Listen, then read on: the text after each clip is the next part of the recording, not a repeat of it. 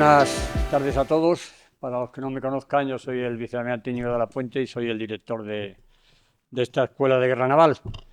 Y lo primero que quiero hacer pues, es darle la bienvenida a la escuela y de verdad darles las gracias por su asistencia a esta charla coloquio que ha organizado el Centro de Pensamiento Naval, cuyo título es La flota no tripulada del futuro. Para los que no conozcan el Centro de Pensamiento Naval, pues decirles que esto es un organismo que está aquí dentro de la Escuela de Guerra, que depende del segundo AGEMA, y que nos dedicamos pues básicamente a investigar y a reflexionar sobre cualquier cosa relacionada con la mar, ¿no? Sobre la mar y sobre el combate en la mar, sobre la guerra en la mar. Tratamos de difundir la importancia de la mar para España y los españoles, tratamos de difundir la necesidad de que España tenga una fuerza naval y reflexionamos sobre cómo la tecnología y el entorno influye en lo que es el combate en y desde la mar.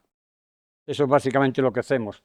Entonces, el centro realmente no hace los planes de la Armada ni hacemos doctrina. Nosotros, como digo, simplemente reflexionamos, pensamos, salen ideas y aportamos esas ideas a los organismos y autoridades competentes de la Armada para que si quieren utilizarlas en los planes futuros de la Armada. Es decir, que lo que van a escuchar aquí no es el plan que tiene la Armada, sino las reflexiones que hace el Centro de Pensamiento Naval. Hoy, como he dicho, vamos a reflexionar sobre la flota no tripulada del futuro, porque es cierto que a lo largo de los siglos, como pequeña introducción, pues el combate en la mar ha ido variando, ¿no? Antes los barcos empezaron siendo a remo, llegó la vela, de la vela pasamos al motor y todo eso hizo que la forma de combatir cambiara.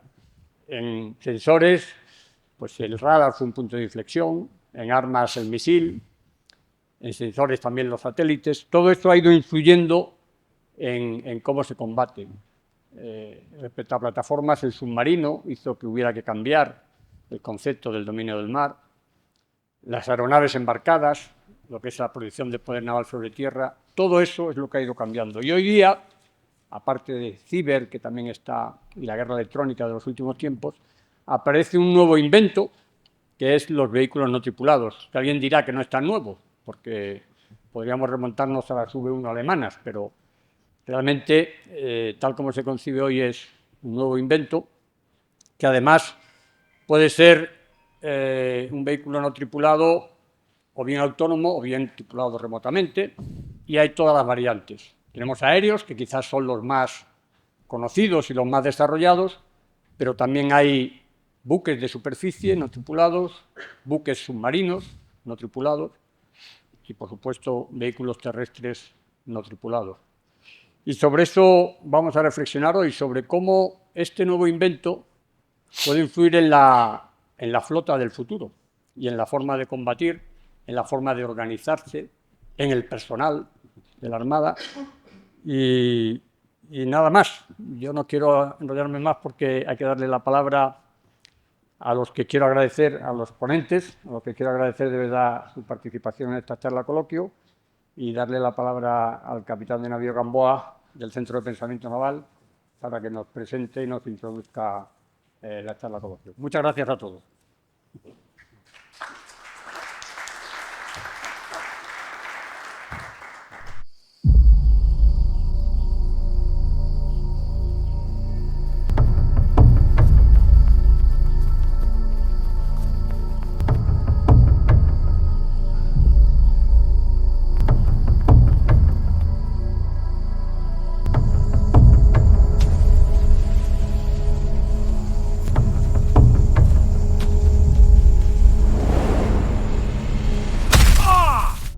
Eso, amigos, fue el primer dron que se estrelló en la cara de mi tatarabuelo. La humanidad, desde entonces, no ha dejado de inventar medios cada vez más sofisticados para atacar al enemigo o a un pariente que nos cae mal.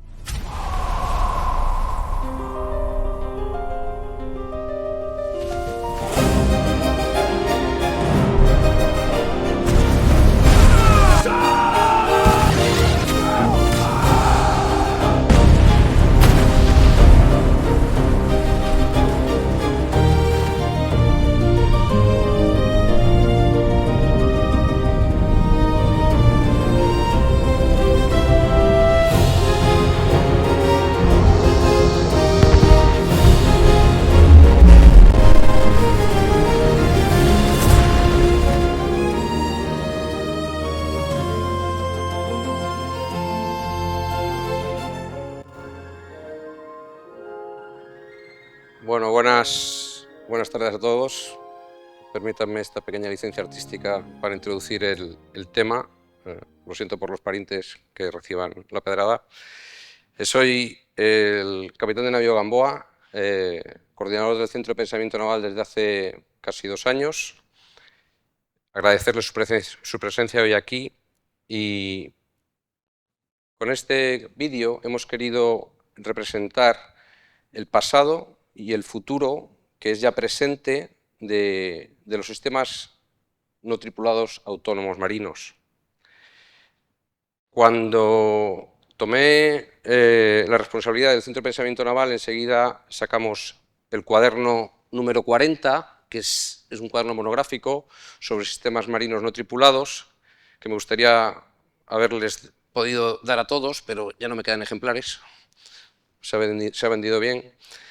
Y en ese cuaderno incidíamos en la necesidad de apostar decididamente por los sistemas marinos no tripulados, con una cierta sensación de urgencia, porque el tiempo nos estaba comiendo los pies. El Centro de Pensamiento Naval, como saben, publica estos cuadernos. A ver si esto quiere andar. Sí.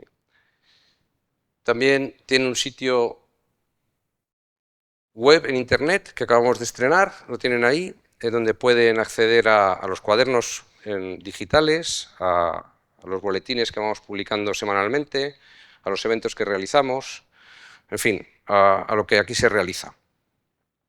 Como decía, el cuaderno 40, que habla de los sistemas no tripulados, fue escrito por una serie de colaboradores, de los cuales hoy tenemos el privilegio de contar con 3 de ellos y algún otro que está sentado entre el auditorio de ustedes, que se han ofrecido a dar una pequeña pincelada, no solo del cuaderno, porque el cuaderno en el mismo momento en que se publica queda obsoleto, porque, como decía, el tiempo va tan rápido que ya ha pasado 1 año y seguramente mucho de lo que allí se dice pues ya ha sido sobrepasado por la tecnología.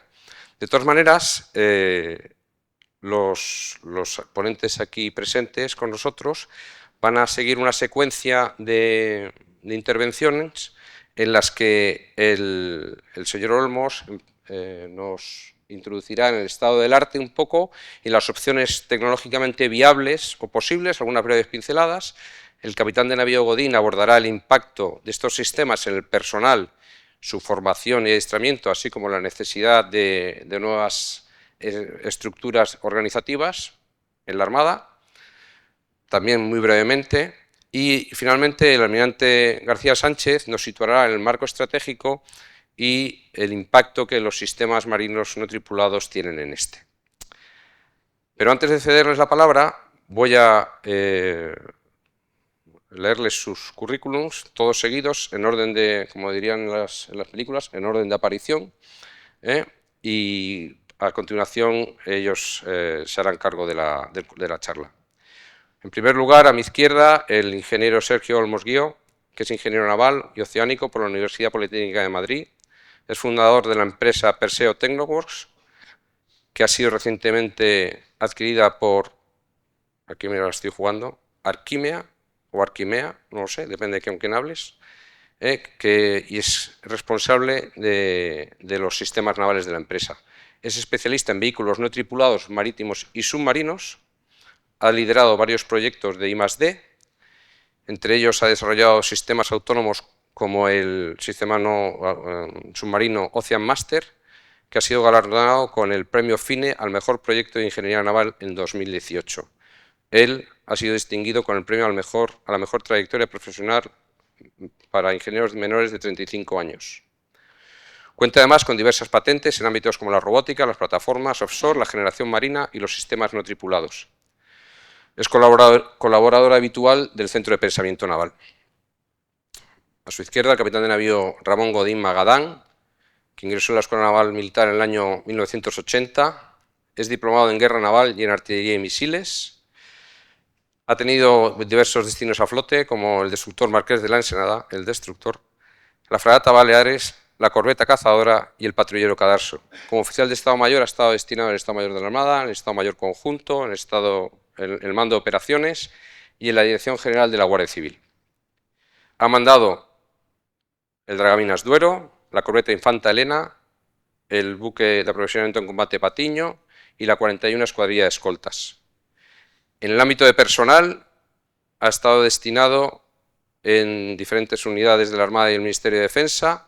Ha sido profesor de la Escuela Naval Militar, jefe de la sección de oficiales de la Dirección de Enseñanza Naval y ha sido 3 años jefe del área de enseñanza de oficiales de la Subdirección General de Enseñanza Militar.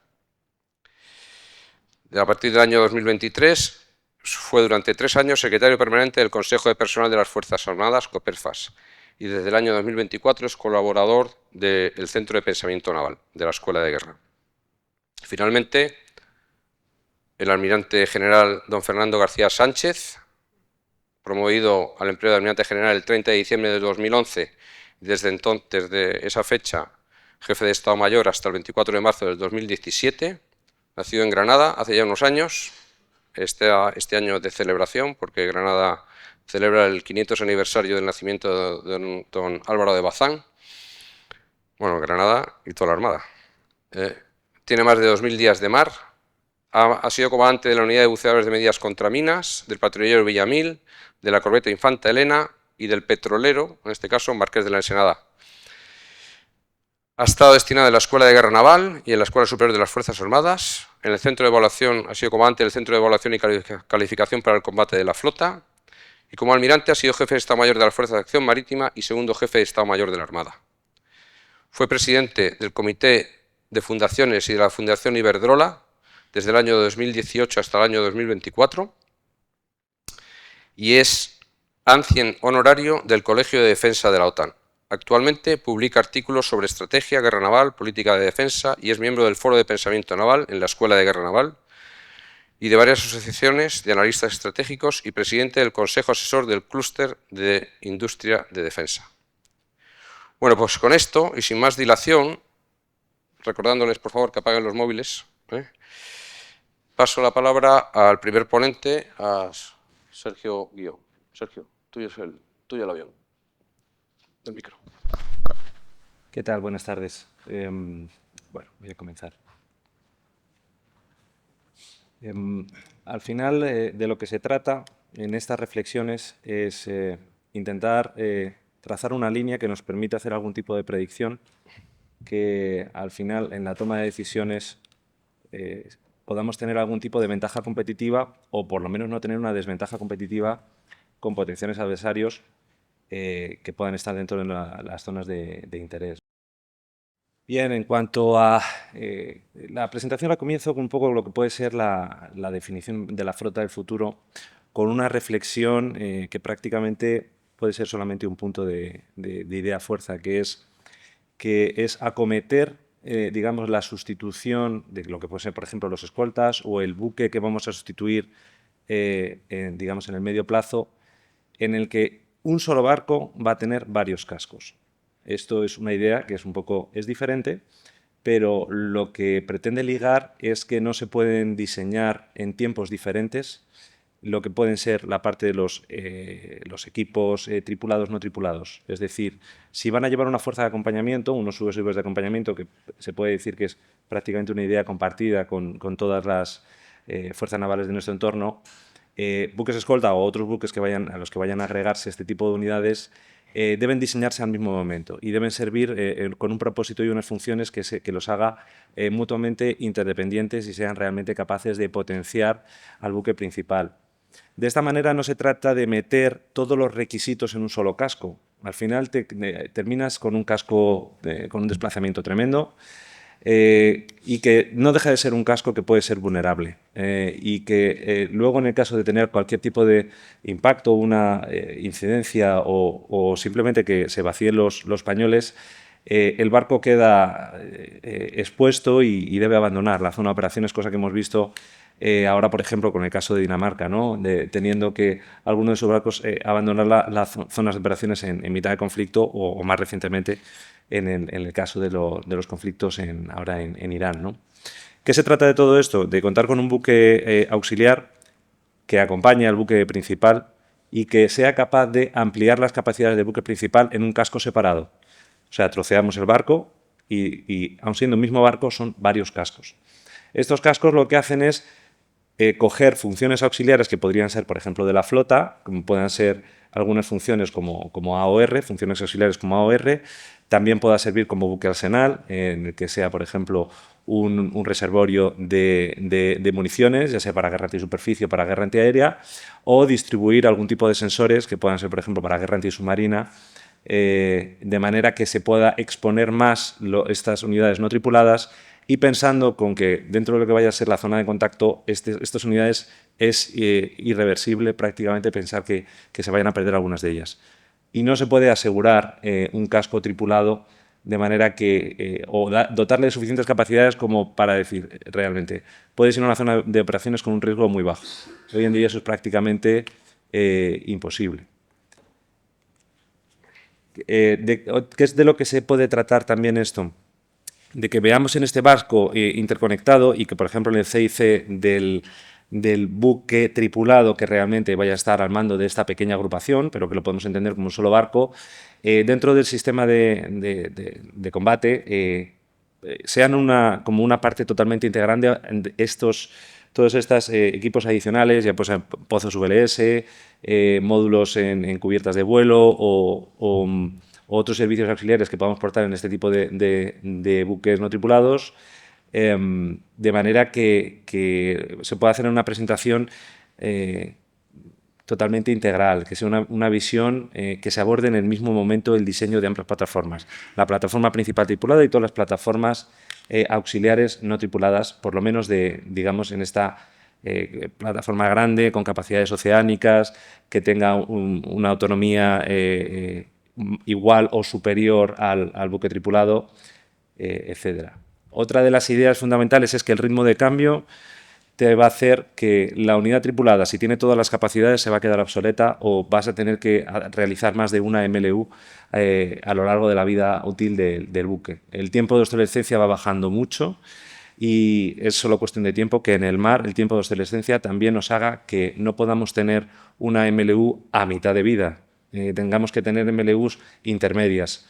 Si esas MLUs las dejamos en los barcos que tienen las capacidades agregadas, como pueden ser los USVs, nos permite arriesgarnos más a cometer antes determinadas interacciones en estos buques auxiliares y además podría hacer otra cosa, manteniendo esa autoridad de diseño dentro de lo que puede ser, por ejemplo, un fabricante de primer nivel, totalmente enlazado a la Armada, como puede ser Navantia, pero que la parte de construcciones de determinados cascos y el escalado de estos módulos pudiera repartirse incluso dentro del tejido industrial español. Una aproximación un poco cuando se vieron otros países en conflicto, como puede ser, por ejemplo, Estados Unidos en la Segunda Guerra Mundial, la implicación de otros astilleros civiles que pudieran permitir, aún manteniendo autoridad de diseño, y que algunos módulos pudieran ser siempre fabricados dentro del astillero, digamos, de orientación militar, se pudieran apoyar también de las capacidades que permite el sector civil, ¿no?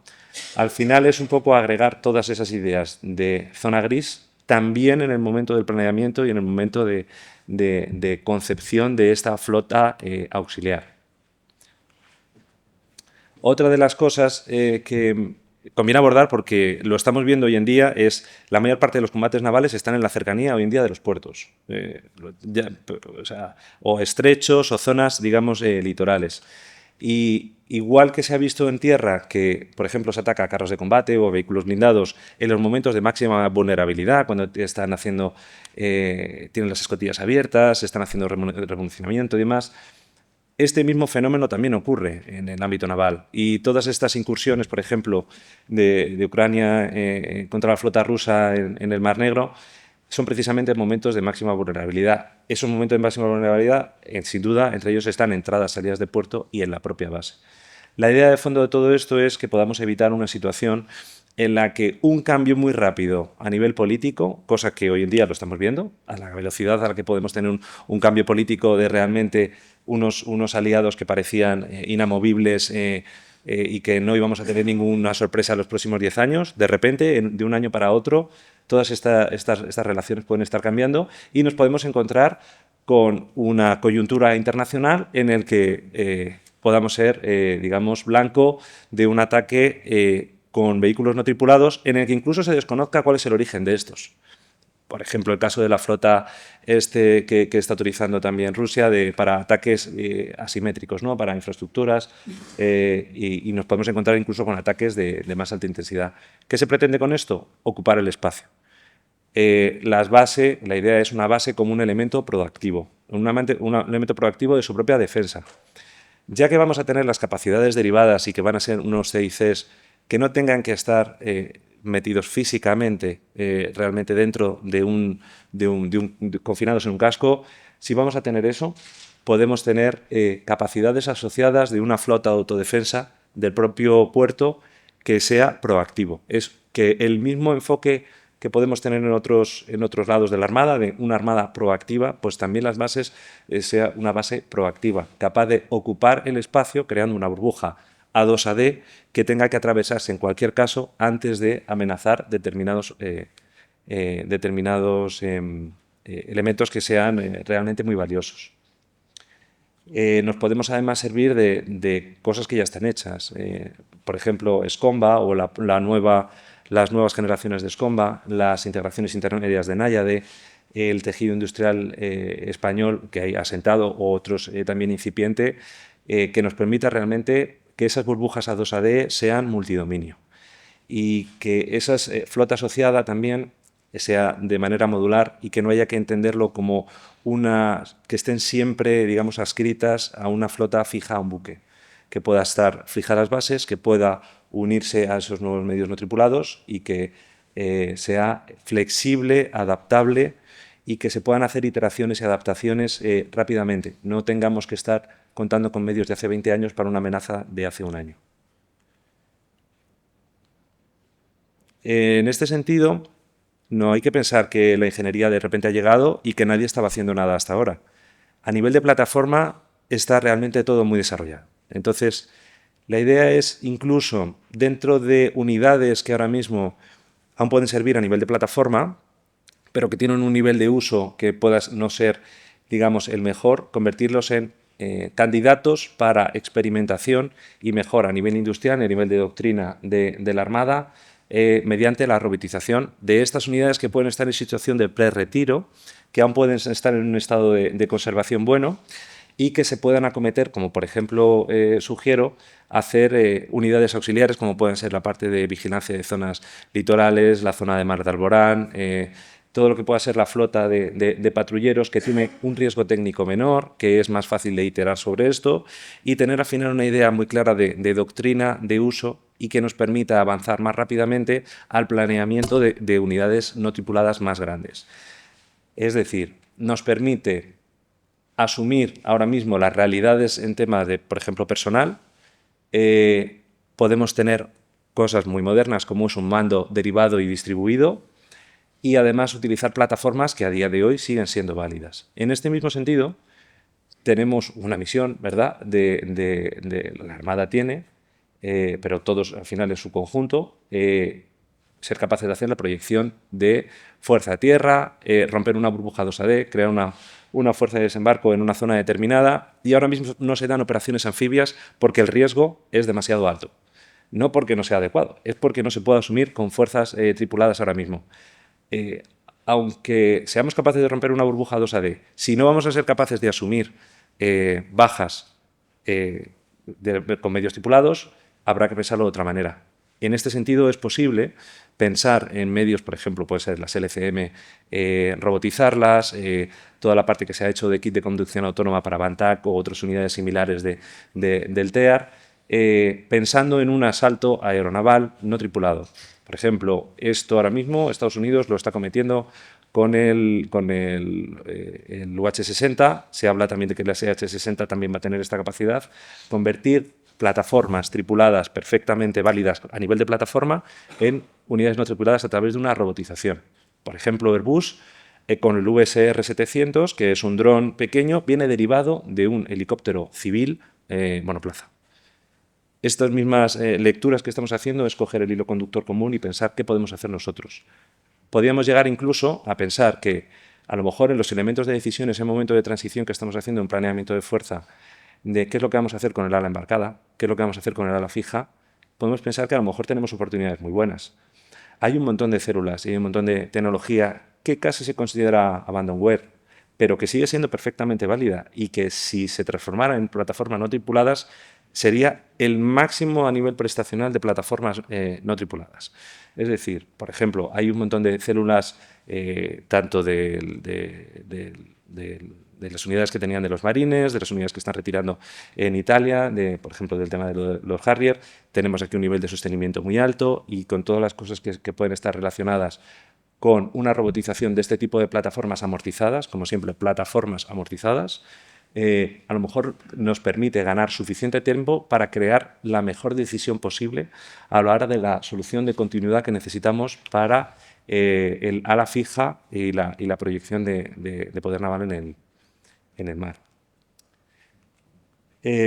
Se abren también otras alternativas. Me vais a permitir en esta presentación que haga un poco, no es una idea alarmada, es una idea propia, que es el de... Se abre otra alternativa más, que es la robotización de municiones. La robotización de municiones se ha visto en Ucrania como muy útil en algunas cosas, incipiente, por ejemplo, la parte de las bombas planeadoras, pero se va a abrir a más campos. Entonces, una de las ideas que puede existir dentro de la parte de robotización de municiones es ver, dentro de los pañuelos que tenemos, cuántas más cosas podemos hacer con estas municiones que a nivel de plataforma son perfectamente válidas.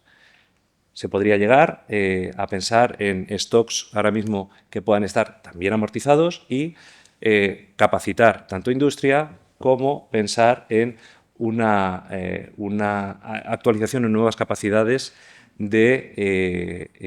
digamos de reservas de munición que se pueden tener ahora. No solamente en el ámbito, digamos, aéreo, se podría pensar también incluso en un montón de situaciones, como también puedan ser por la parte de minas navales o también, digamos, usos clásicos de aviación, ¿no? Eso es un poco la propuesta, que es ver dónde queremos llegar a nivel de dónde podría estar una industria que sea capaz de adaptarse en el futuro, que la parte del planeamiento de fase futura nos permita equivocarnos por el camino y que podamos equivocarnos, enderezar y luego tomar un nuevo rumbo a través de lo que puedan ser la utilización de plataformas ahora mismo que sigan siendo válidas, pero que estén al final de su vida útil. Sí, gracias.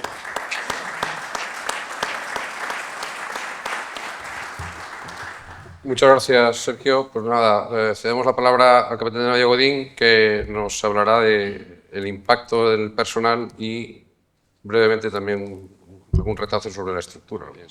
Antes de iniciar mi intervención me gustaría hacer dos cosas. Una, agradecer al Centro de Pensamiento Naval su invitación para participar en este coloquio, y la segunda, también dirigida hacia el Centro de Pensamiento Naval, expresarle mi reconocimiento por la forma en que ha planteado este coloquio, que no es habitual, puesto que cuando se habla de vehículos no tripulados se olvida con bastante frecuencia al personal. Y la aparición de los vehículos tripulados, y esto creo que es algo importante y que debe tenerse siempre presente, no significa que desaparezcan las personas, simplemente se transforma su trabajo, pero las personas van a seguir permaneciendo. Por tanto, no sé si se me oye bien. Sí, sí, bien. Por tanto, mi reconocimiento por el planteamiento de dedicar expresamente un punto al personal. Y, concluidos los agradecimientos, comienzo con mi exposición. La imagen que tenemos en pantalla nos ha dado una imagen perfecta de lo que es el futuro. No sabemos inmediato, a medio plazo, o probablemente a más largo plazo. Una flota que sin duda está llamada a cambiar las operaciones militares, pero que para que se produzca ese cambio no bastará con incorporar todas las innovaciones técnicas que nos ha descrito Sergio. En un proceso simultáneo se deberán acometer determinadas actuaciones de actualización e innovación en otras áreas. A lo largo de los próximos minutos lo que pretendo hacer es las implicaciones que va a tener para el personal esas actualizaciones e innovaciones. Desde mi punto de vista, al menos en 3 áreas habrá que abordar actualizaciones e innovaciones, como decía, en la enseñanza, en la organización del trabajo y la identificación de nuevas tareas y una actualización de la doctrina. Empezaré con la enseñanza. Para mí sería absolutamente imprescindible el iniciar un programa de revisión continuo de contenidos en la enseñanza de formación, en todas las áreas, oficiales, suboficiales y tropa y marinería. Y esa actualización de contenidos debería centrarse fundamentalmente en los 3 pilares sobre los que se basa esta revolución tecnológica: vehículos no tripulados, inteligencia artificial y conectividad.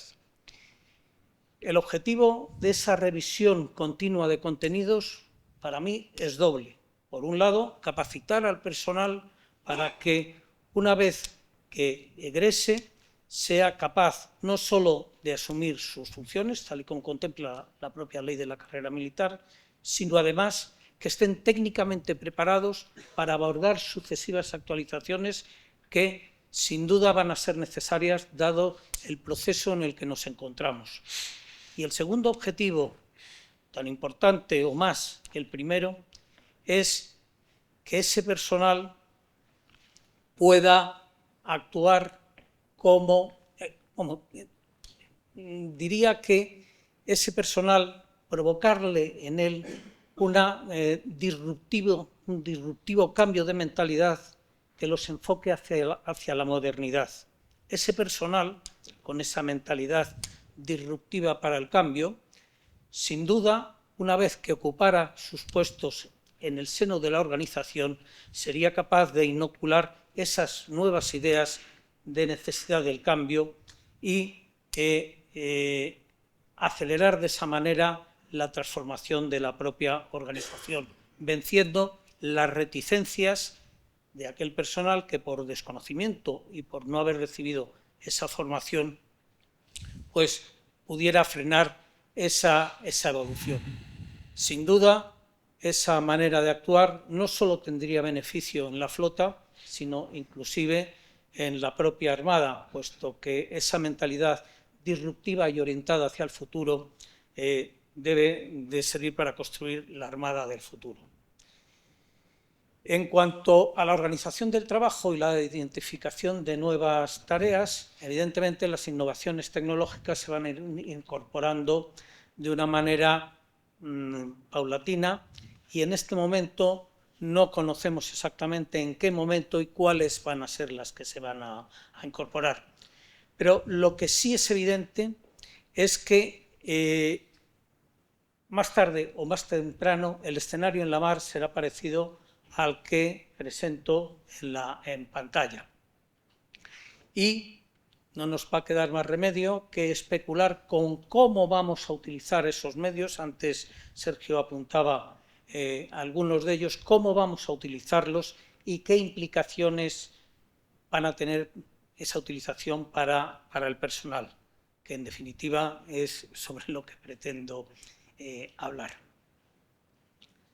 No me va a quedar más remedio que hacer una estimación prospectiva en base a 2 objetivos de utilización de esos medios no tripulados. Un objetivo pudiera ser, y Sergio lo apuntaba de alguna manera, la vigilancia de los espacios de soberanía para una detección anticipada de amenazas y, en su caso, dar una respuesta inmediata. Bueno, pues en ese caso podemos fácilmente imaginar un despliegue a lo largo de la costa peninsular o insular, en el que tendríamos desplegados medios no tripulados de superficie, aéreos, e inclusive, no los he puesto por simplificar la figura, medios submarinos, todos ellos coordinados desde un centro que gracias a la conectividad pudiera estar ubicado a cientos de kilómetros y dotado con inteligencia artificial. He citado los 3 pilares sobre los que se basa la revolución tecnológica. Y, además, tendríamos una unidad de superficie tripulada, puesto que la presencia humana siempre va a ser necesaria. Otra opción, en una visión prospectiva, pudiera ser realizar operaciones con esos medios más allá del litoral, sin la obligación de depender de instalaciones en bases o bases en tierras propias o de otros estados soberanos. Bueno, las opciones, pues básicamente son dos. Empaquetamos todo lo que presentaba en la transparencia anterior, lo embarcamos en un portadrones y nos vamos a operar a cualquier lugar del mundo. O la otra opción más avanzada y tal vez más lejana en el tiempo, que era la que apuntaba Sergio en su intervención, al que agradezco la cesión de la imagen que he utilizado para mi presentación. Bien, con esta estimación prospectiva de cómo trabajaríamos, volvamos a las implicaciones para el personal, que es mi tema. Evidentemente, conseguiríamos una reducción de los riesgos humanos, tanto en combate como en tiempos de paz como consecuencia de un accidente, una potenciación de la presencia naval con menos esfuerzo. Sin duda, la calidad de vida del personal mejoraría notablemente, con efectos positivos en algunos temas tan candentes como en este momento, como la conciliación o la retención y la captación de personal. Evidentemente, esta forma de trabajar nos sometería a nuevas exigencias de preparación para el personal para las tareas técnicas, y vuelvo a la enseñanza de la que salí antes y a actuaciones en la enseñanza de perfeccionamiento. No cabe duda que habría que plantearse nuevas formas de mantenimiento predictivo, tal vez equipos de mantenimiento móviles a lo largo de la costa. Recuerdo que en el gráfico que he puesto no había huella humana en las bases operativas, y tal vez inclusive recurrir a la externalización si nuestro propio personal militar no es suficiente para realizar esas tareas de mantenimiento. Lo que no cabe duda es que sería un mantenimiento altamente especializado, lo cual requiere una preparación especial del personal multiservicio. Se acabó, o debería de acabarse, el mantenedor del arma, del sensor del barco, de la propulsión del barco, y evidentemente un mantenimiento remoto de manera similar a como se actúa actualmente con la telemedicina, que un equipo básico a bordo se aprovecha absolutamente del expertise de un centro hospitalario de peso y de los expertos allí ubicados. Sin duda, serían necesarias también una preparación especial para la realización de tareas operativas, tanto para los operadores de los vehículos no tripulados, y empezar a producir especialistas en inteligencia artificial y ciberseguridad. Y todo ello, y quiero hacer una especial mención en este último punto, en esa formación, con una certificación de formación con reconocimiento dual, civil y militar. El objetivo es doble.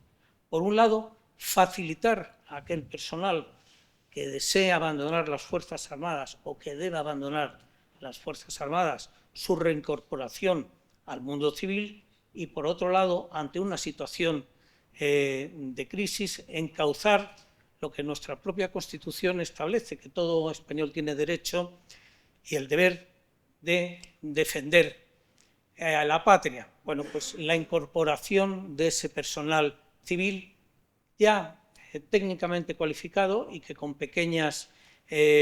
una pequeña instrucción pudiera incorporarse rápidamente a las unidades. Y la tercera área que anunciaba que precisaría actualización desde mi punto de vista sería una actualización en la doctrina. ¿Por qué es necesario actualizar la doctrina? Bueno, resulta evidente que va a ser necesario adaptarla a una nueva realidad operacional en el que se va a operar con una flota híbrida, con una mayor dispersión de fuerzas y, por tanto, con unas mayores o con unas diferentes necesidades de mando y control. E inclusive, la incorporación de medios tripulados nos va a permitir generar un nuevo nivel en la gestión de crisis. Con la utilización de medios no tripulados y ante una crisis vamos a poder tener la seguridad de llegar a una situación de enfrentamiento con la absoluta seguridad de no tener pérdidas humanas, y eso, desde mi punto de vista, significa generar un nuevo estrato en la gestión de crisis. Naturalmente, la integración de la inteligencia artificial nos va a obligar a realizar cambios doctrinales. Hasta ahora, en el siglo XX, y recuerdo qué entendemos por doctrina. Doctrina es el conjunto de principios que regulan el pensamiento y la forma de actuar de los miembros de una organización. Por tanto, hasta ahora, los que pensaban y actuaban eran los seres humanos. Con la incorporación de la inteligencia artificial ha subido un nivel, se encuentra al mismo nivel que el ser humano y va a empezar a actuar y a pensar. Y, por tanto, es absolutamente indiscutible que la doctrina debe contemplar cómo piensa y cómo actúa la inteligencia artificial. Nos van a aparecer con la inteligencia artificial nuevos dominios, la guerra cognitiva, el enfrentamiento de una inteligencia artificial con otra. Y mirando hacia el futuro, pues las implicaciones en relación con la doctrina, con la superinteligencia artificial. Básicamente, la implicación para el personal es que aprenda a convivir en un entorno en el que actúan simultáneamente la inteligencia humana y la inteligencia artificial. Y para ello es absolutamente imprescindible que las personas comprendan cómo piensa la inteligencia artificial, que sepan que deben supervisar sus decisiones, debe estar integrada en el ciclo de mando y decisión y, sobre todo, mantener que el juicio humano debe permanecer como última instancia. Muy brevemente, mis conclusiones serían que el tránsito hacia las flotas del futuro que hemos visto ha comenzado. No sabemos en qué momento fructificará, pero ya no hay marcha atrás.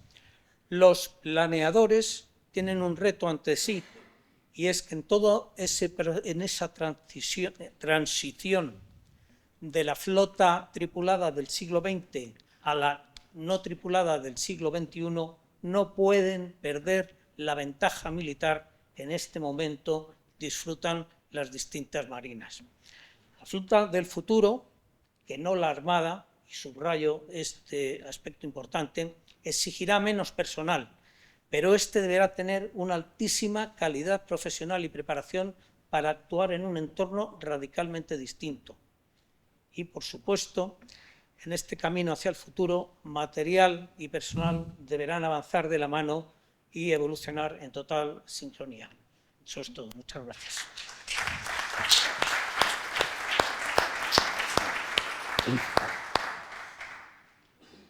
Muchas gracias, Covante, por esa introducción al tema, que luego seguramente en el coloquio pues ahondará nuestro auditorio.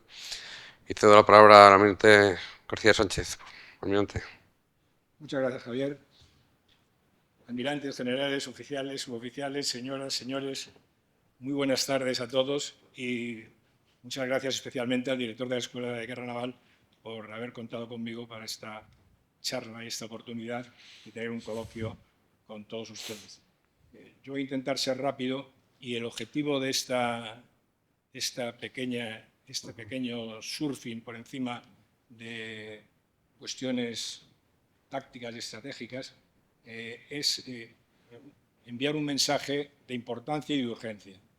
Importancia porque ya hoy, no es mañana, la triada que comentaba Ramón, el capitán de navío Godín, de vehículos no tripulados, una conectividad y la inteligencia artificial, es la que combate.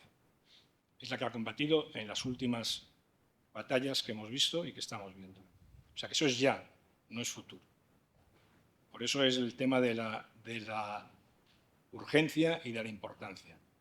A partir de ahí yo, ya siguiendo el tema del coloquio, hablando de la flota no tripulada del futuro, yo ya le pondría la flota no tripulada del presente ya, porque esto no es futuro, es necesidad del presente. En este surfing que intento hacer, intento indicar cómo los vehículos no tripulados afectan no solamente a la táctica que hemos visto, no afectan a las operaciones, sino que afectan realmente a cuestiones políticas, político-estratégicas y cuestiones de relaciones internacionales de alto nivel. La situación actual, todos la conocemos, pues se distingue por antisistema, la fuerza sobre el derecho, unos nacionalismos tremendos, la prioridad de los intereses económicos. Estamos redefiniendo el sistema internacional. Las Naciones Unidas han quebrado y hay que hacer algo, habrá que organizar algo que organice este tinglado. En este tema, parece que no, pero los UMS tienen un gran impacto y tienen gran importancia. Las consecuencias del marco anterior es que va a haber más cines negros, hace falta mucha más libertad de acción, autonomía estratégica, la guerra híbrida es cada vez más importante y hay que estar siempre listos para el combate. El esperar a que llegara la crisis para conseguir los apoyos logísticos o doctrinales o de formación necesarios, eso ya no es válido. O sea, hay que estar siempre. Y todos estos vehículos no tripulados favorecen todos estos elementos. Fundamentalmente, la autonomía estratégica, la guerra híbrida y el siempre listos. Son elementos que condicionan, de alguna forma, estas capacidades hoy en día. Viendo las estrategias que están desarrollando los países de nuestro entorno y las alianzas, un pequeño apunte. El principal problema que tenemos en España es que no tenemos una estrategia nacional apropiada en estos momentos.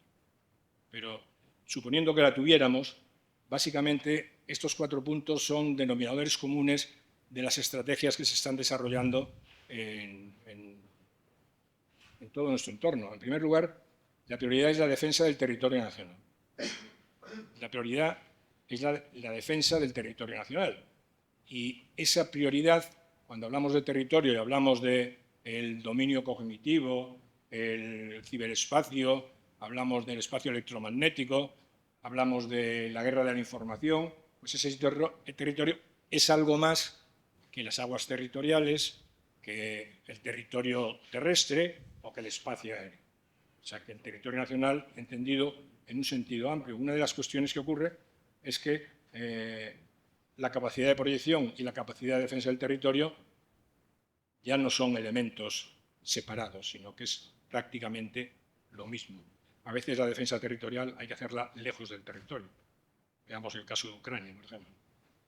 Luego, la prioridad de todas las estrategias es cada país o cada alianza tiene que identificar el eje de mayor amenaza y ese es al que tiene que darle prioridad.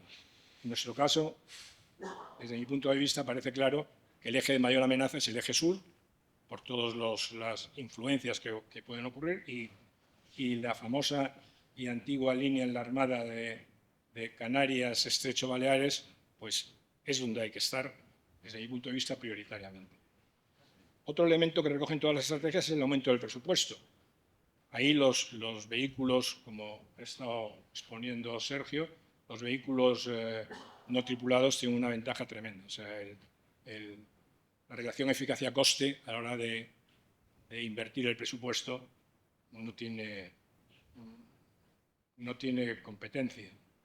Y luego la autonomía estratégica, muy importante. También ha salido en la presentación de Sergio la posibilidad de cambios de aliados y es necesario tener autonomía estratégica. Y el empezar ya a desarrollar estas capacidades, pues nos daría la autonomía estratégica que necesitamos.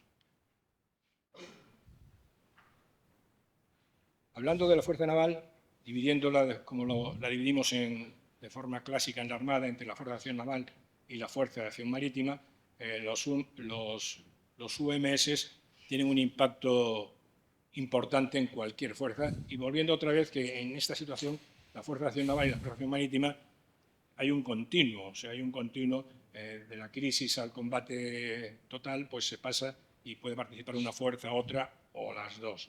Y lo importante, lo decía el capitán de navío Godín antes, es que esto no es solo cuestión de material, es cuestión de plantillas, de dotaciones, de formación, de adiestramiento, de certificación y de dos elementos importantísimos que, en mi opinión, debíamos tener ya en marcha, que es tener integradas las capacidades de UMS en la estructura de fuerza y en la estructura de mando.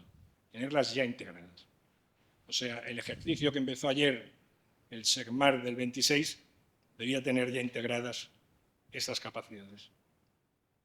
Esto es de una urgencia, desde mi punto de vista, tremenda. Y, por supuesto, el futuro no van a sustituir completamente a las plataformas tripuladas. Yo creo que eso está copiado de algún papel suyo. Pero sí se va a redefinir el empleo táctico de estas unidades. Sí. Las operaciones actuales, las que están ocurriendo y en las que la Armada está implicada y estará implicada, son operaciones multidominios. Y ahí he querido poner debajo esa triada que daba el capitán de navío Godín, que es fundamental. Las operaciones multidominios son imposibles sin inteligencia artificial, sin vehículos no tripulados o una fuerza híbrida y sin el sistema de, en este caso, la nube de combate naval o la nube de combate y las redes, el entorno de conectividad necesario. Todas las unidades tienen que estar integradas en red y pueden estar y deben estar distribuidas geográficamente para aumentar la vulnerabilidad y, bueno, y tienen que ser sostenibles y resilientes tanto en las capacidades de perturbación, o sea, tiene que haber sistemas alternativos que vayan introduciendo la mejor conectividad en cada momento para cada una de las unidades. Esto lo hace la inteligencia artificial, por supuesto, y tienen que ser luego casi fungibles, o sea, de fácil sustitución, porque son económicas y no hay riesgos personales. O sea, son unidades que se pueden perder con mucho menos desgaste desde el punto de vista operativo que las unidades actuales. Pero no solo eso, sino de que su sostenibilidad, como ha comentado Sergio en algún momento, es como la de nuestros teléfonos móviles y de nuestros ordenadores. O sea, es una sostenibilidad online.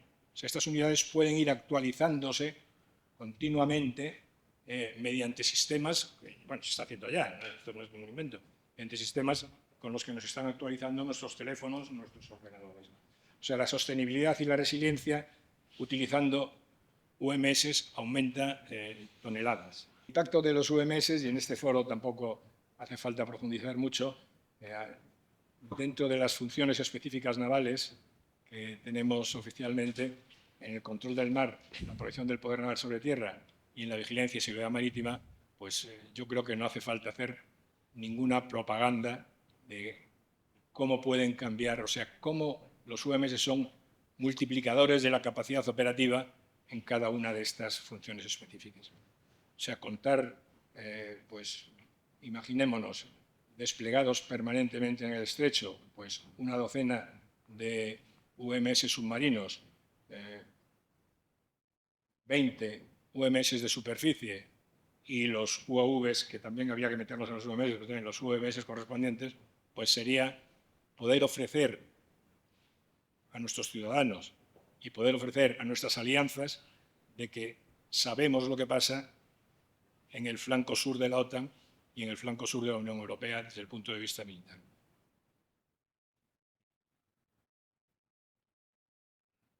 Y ya para terminar, quería hacer un pequeño repaso del impacto más concreto de los UMS en los distintos tipos de operaciones. En las operaciones multidominio, la inteligencia artificial y la nube de combate son fundamentales, pero los elementos que pueden explotar más esta capacidad multidominio o participar más en las operaciones son los vehículos no tripulados. Por poner un ejemplo muy simple y muy rápido, imaginémonos una operación con un raid de operaciones anfibias que hace sobre tierra, un submarino S-80 desembarca un Stoll de la Fuerza de Guerra Naval Especial. En la zona hay un buque de acción marítima que lanza un vehículo submarino para ver si en la zona de lanzamiento y de recogida hay minas o no hay minas, y está libre la zona. Hay otro buque de acción marítima que en una zona más alejada lanza un UAV para ver lo que ocurre por ahí o lo que no ocurre por ahí. Desde un centro en tierra existe una capacidad de decepción desde el punto de vista electromagnético, a las comunicaciones, a la parte ciber de nuestro rival, y se producen los efectos de multidominio. El cambio del multidominio con respecto a las operaciones conjuntas son lineales y hay una sincronización. El multidominio es transversal y lo que crea es una saturación de actuaciones, una saturación de informaciones que hace que el rival se quede totalmente knockout, se quede cao, como ocurrió en Venezuela hace unos días. Bueno, pues en esta operación multidominio, todos estos integrantes, todos estos participantes, el submarino, los dos van, el Stoll de Infantería Marina, están recibiendo la información de todos y la información de tierra, y están todos comparándolas y están todos participando. El dato se convierte en el multidominio en el centro de gravedad de la operación. En un momento dado, el UAV identifica un contacto en la zona y la inteligencia artificial lo clasifica como hostil y dice que hay que acabar con él, hostil, atacable. Y la misma inteligencia artificial identifica que el submarino es el mejor colocado para acabar con ese contacto. El submarino toma el blanco, hace seguimiento, lanza un torpedo y lo hunden.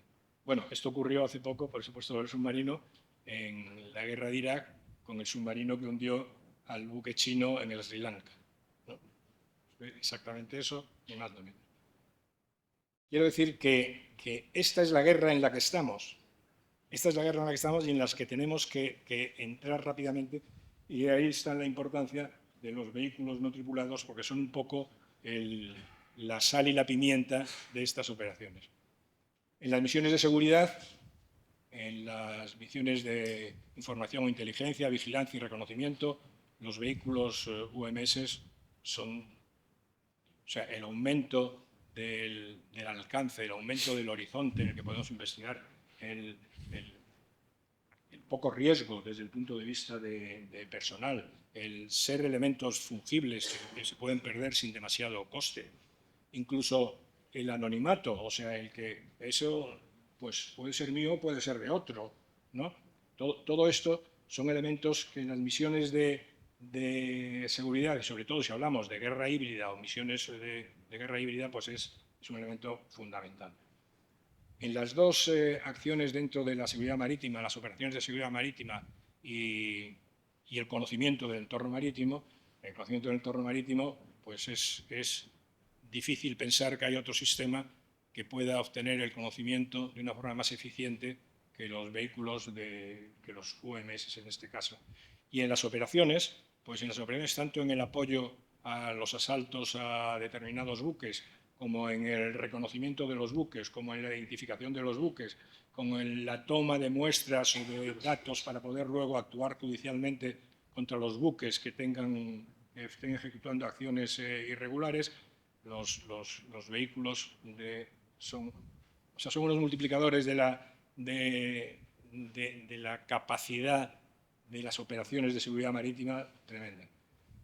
En la operación del poder naval sobre tierra, trasladar lo que ocurre en Ucrania a lo que puede ocurrir teniendo estas capacidades embarcadas y siendo capaz de desplegarlas en cantidad y en calidad sobre los blancos necesarios. Es un tema tremendo.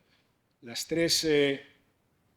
cuatro áreas defensivas clásicas de la Fuerza Naval, la guerra electrónica, la antisuperficie, la antisubmarina y la guerra antiaérea, pues todas ellas alcanzan un sistema de alerta previa tremendo con relación a los sistemas actuales. Poder tener elementos desplegados que sean capaces de realizar estas actividades, pues es tremendo. Podemos pensar lo que es una SAO. La SAO es una unidad de ataque antisubmarino. Se despliegan unos barcos para ir para un submarino. O sea, el tener medios remotos y poder desplazarlos previamente antes que lleguen los barcos que llegan con más fuerza, o incluso actuar con ellos contra ese determinado submarino, es una cosa que hace 5 años pues a lo mejor era ciencia ficción, pero ahora es una cosa que multiplica la capacidad de una unidad de acción antisubmarina tremenda. Y si hablamos de un grupo de acción de superficie, una SAF, que tiene que identificar, no solo se repite las ventajas de la unidad antisubmarina, sino que encima la capacidad de decepción ante misiles enemigos, desplegando diferentes unidades pequeñas alrededor y pudiendo camuflar a la unidad valiosa delante de los posibles ataques del enemigo, es un elemento de una importancia táctica ya tremenda. Pero quizá el que más cambie en todo esto es la guerra submarina. O sea, la guerra submarina, que siempre se ha entendido como la acción casi individual e independiente del submarino, eso ya dejó de existir, como decía antes Alejandro McKinley hace tiempo, pero ahora ya es real que no existe. O sea, el submarino está y tiene que estar totalmente integrado en estas operaciones multidominio en red. Y el submarino se convierte en un nodo y una nodriza, en esto de los múltiples cascos que hablaba Sergio. O sea, el submarino es nodriza porque puede desplegar y es casco. Y esto es tan urgente que en todas las modificaciones que se hagan de la Fuerza Naval actualmente debían estar incluidas ya todas estas modificaciones, tanto en el tema submarino como en el tema de superficie. La guerra de minas ha sido un clásico. La guerra de minas es una precursora de la utilización de UMS. Los utiliza y ya los buceadores de guerra contra minas dejamos de jugarnos la vida para ir a una mina porque mandábamos un robot que era el que podía reventar con la mina. Pero todo el tema de exploración, todo el tema de preservar a las unidades nodrizas, si hubiera minas en Ormuz, que no las hay, pero si hubiera minas en Ormuz, ¿qué no haríamos sino mandar vehículos de UMS submarinos para identificarlas y neutralizarlas? Parece que es.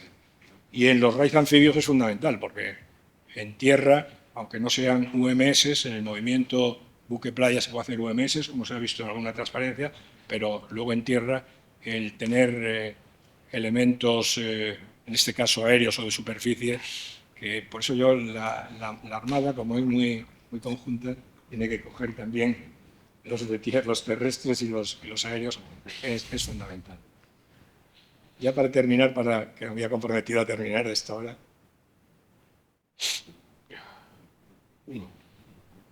Bueno, existen, ahí está, los cuellos de botella. Existen tremendos cuellos de botella que hacen muy difícil el avanzar en este tema. Yo he puesto una serie de ellos, pero en el coloquio pueden salir... Un toque, Ahí están. Los dos. En el coloquio pueden salir más y podemos discutir todos estos... Pero todos tienen solución, no es un decálogo, pero podría ser un decálogo. Todos tienen solución, todos estos cuellos de botella, si hay voluntad y decisión de avanzar en el tema. Y hay dos cosas muy importantes, por lo que, en mi opinión, y bueno, Sergio ha hablado muy por encima de esos, pero tenemos que pasar, desde mi punto de vista, pero ya con urgencia, de una política de diseño a una política de producción. O sea, no podemos seguir diseñando UMS.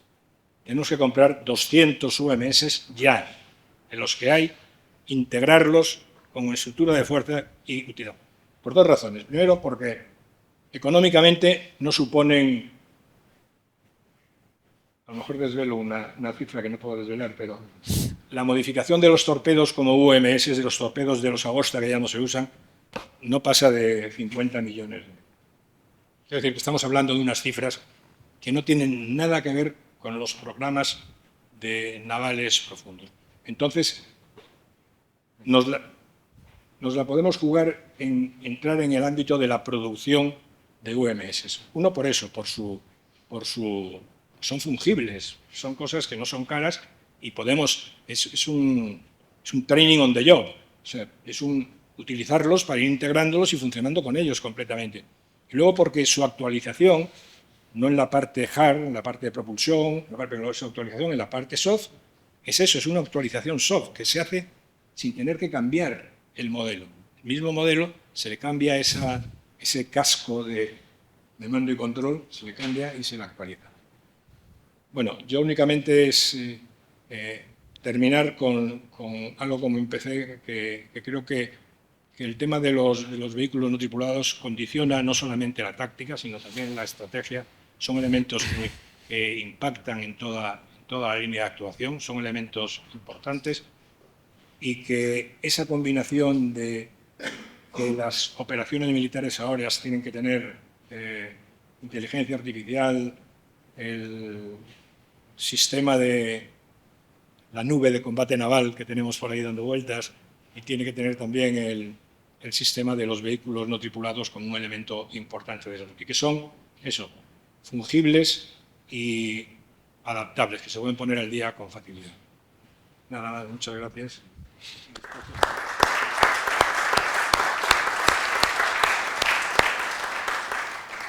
Pues muchas gracias, almirante, por terminar de esta manera. He tomado aquí una serie de notas sobre lo que han estado hablando y resumiría en que la tecnología que tenemos hoy en día nos permite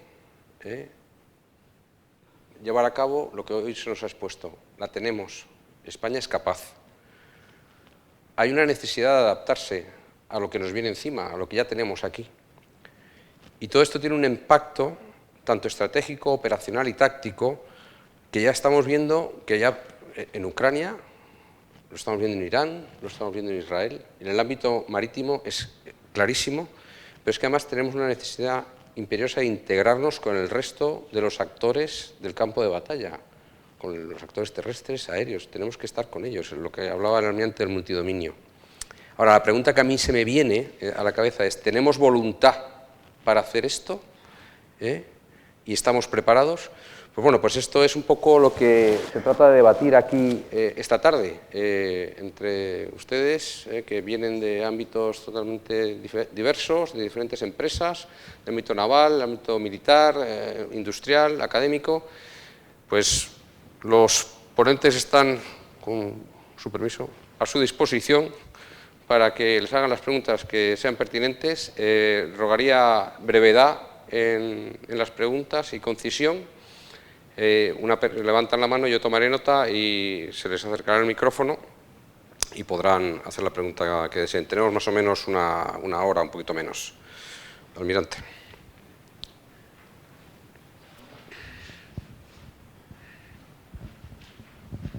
Muchas gracias a los ponentes. Soy el almirante Treviño, para los que no me conocen. Yo no sé si aquí estamos en esta reunión firmando la defunción de los buques de superficie. Y pongo dos ejemplos.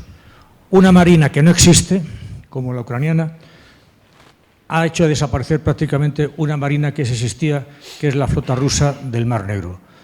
Prácticamente ha hundido, dañado unos 30 buques. El único buque submarino que han dañado era porque estaba en dique seco, luego el submarino sigue incólume. Pasemos ahora a la guerra actual, la guerra de Irán. Hoy he leído un comunicado que los Estados Unidos han hundido 155 barcos de la Marina iraní y no queda ni uno. Entonces, prácticamente la guerra que estamos viendo en los dos ámbitos ha sido guerra de drones y guerra de misiles.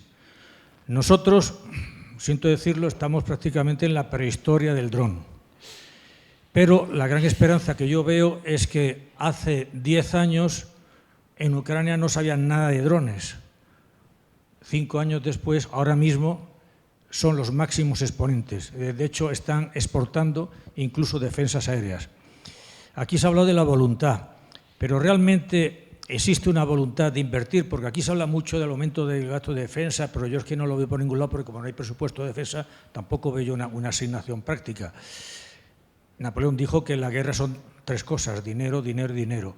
Si no se invierten miles de millones en el tema de los drones, me temo que estamos todavía sin avanzar. Y por otro lado, ¿por qué no cogemos la experiencia? Por ejemplo, Turquía tiene una gran experiencia en misiles aéreos, en drones aéreos. El Rey Bakhtar, que vamos, ha hecho historia, se ha vendido a Ucrania, han hecho nuestro portaaeronaves, lo han convertido en un porta Rey Bakhtar, etcétera, etcétera. ¿Por qué no aprovechamos? Porque empezar de cero es muy difícil. ¿Por qué no aprovechamos, porque no importamos algo de la industria ucraniana? Que hay industrias que están fabricando miles de drones cada mes. es una salida y sería un avance muy rápido, porque ahora mismo no podemos ponernos a inventar, como nos ha pasado con los 80, que hemos inventado una IP que Dios nos pille confesado. Muchísimas gracias. ¿Algo que comentar al respecto, Sergio? ¿Qué tal, almirante? Bueno, algún comentario relativo a industria. En realidad, la industria nacional es capaz de hacer bastantes más cosas de la que normalmente se le suele asignar. Yo creo que el sistema de planeamiento desde el punto de vista en el que se prioriza no equivocarse, en compras, por ejemplo, es un error a la hora de la capacitación de la industria. ¿Por qué digo esto? No hace falta un programa específico que dote de recursos a una empresa para que haga un desarrollo concreto y a ver luego la empresa que hace cómo lo vende. No es necesario. Esa aproximación, que casi podría decir hasta paternalista, hace que los ciclos luego de evolución, en el caso concreto de España, sean más lentos que en otros países del entorno. Por ejemplo, en el caso de Turquía.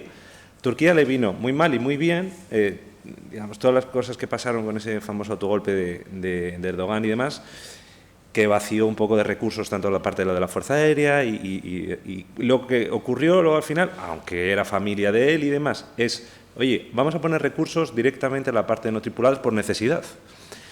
Y sin necesidad de que hubiera programas específicos dirigidos desde el Ministerio de Defensa, en el caso de Turquía, para hacer desarrollos concretos, simplemente con que las compras de materiales no fueran de una unidad en una unidad, la industria ella sola ya sabe cómo hacer más competitivos sus productos. No hace falta un programa específico de desarrollo, pilotado, no hace falta.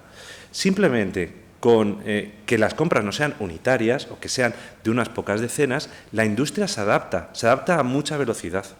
Y además no hace falta precisamente, otro caso concreto, no eran actores clásicos. Tenemos Roketsan, tenemos Baikar, tenemos TAI, son empresas que no eran nada hace 15 años. Simplemente con que, sin necesidad de que haya una dirección específica, porque, por ejemplo, en el caso concreto de TAI sí que ha sido un poco más, digamos, radiocontrolada, ¿no? Por, digamos, el Ministerio de Defensa y en el caso de Turquía. Pero otras que les han dejado más libertad, incluso han llegado antes a soluciones de mercado en las que no se creía ni siquiera mucho dentro de su propio Ministerio de Defensa y que luego se han visto con una utilidad militar indudable. Dejemos que se estiren las piernas y que se pueda correr, sin correr por el campo, pero que se pueda dejar que la industria haga lo suyo. Simplemente con que las compras no fueran unitarias, cambiaría completamente el ecosistema de defensa y la velocidad de iteración que hay ahora mismo, porque no se trata de voy a pensar mucho tiempo para no equivocarme, te vas a equivocar, seguro. Te vas a equivocar seguro. Te vas a equivocar sobre todo porque el marco en el que se desarrolla luego la operación, de cómo luego estaba inicialmente concebido, va a cambiar en ese tiempo. Y entonces lo que tenemos que tener es, desde mi punto de vista, una industria que sea capaz de adaptarse a todos estos cambios, que sea capaz de hacer un ritmo de cambio. Y tampoco hace falta radiocontrolarla. Un cambio de cómo es la idea de compras que no sean unitarias a compras que ya tengan determinada masa, la industria que merezca la pena va a ser capaz de reinvertir los beneficios de esas compras en realmente tener diferencias competitivas. Yo creo que no. Sí, se puede ver en otros ejemplos en el que España, por ejemplo, en ingeniería de infraestructuras, de obras de metro, de tren, es perfectamente competitiva en el mundo. ¿Y simplemente cómo? Pues porque ha tenido contratos y esa propia industria ha sido capaz de reinvertir internamente. Va a suceder lo mismo dentro de la parte de industria de defensa y los nuevos actores no tienen ganas de solamente, además, estar siempre colgando de programas del Ministerio de Defensa. Estoy absolutamente convencido de que se va a utilizar, además, para crear una industria competitiva a nivel exterior y que va a terminar, además, en que no vayamos a remolque, que no lleguemos a un conflicto, aunque tengamos potenciales adversarios, en los que de repente, si vienen de padrino de alguien, ese alguien sí que realmente tiene una diferencia competitiva con nosotros que nos puede dejar completamente fuera de juego. Es lo que se comentaba, un cambio un poco de mentalidad de el riesgo es más grande tratando de no equivocarse que equivocándose y enderezando. Es un poco lo que la idea general. ¿Han añadido algo más? Almirante Enrech.